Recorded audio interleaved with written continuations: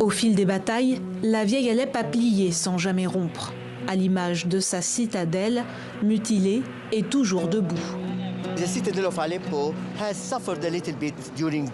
La citadelle d'Alep a souffert des attaques. C'était un haut lieu et un bastion du gouvernement transformé en zone militaire. L'édifice est désormais gardé par des combattants de la coalition, la fleur au fusil, comme un symbole d'Alep, la résiliente. Avec 4000 échoppes, la vieille ville abrite le plus grand souk du monde, dont les allées rouvrent peu à peu. Une restauration en partie financée par la fondation Aga Khan pour la culture et des fonds saoudiens. Pour Jamal Abal, 66 ans, c'est toute une vie sous les voûtes de pierre qui se rappelle à son souvenir. C'est difficile de se remémorer tout ça. Le souk était animé et vivant, rempli de personnes passionnées. C'était très excitant.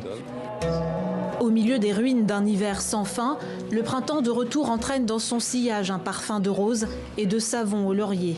Porté par ce vent de liberté, Alep dévoile de nouveau ses trésors, témoin de 9 millénaires de l'histoire de l'humanité, depuis la naissance de l'écriture dans cette Mésopotamie proche.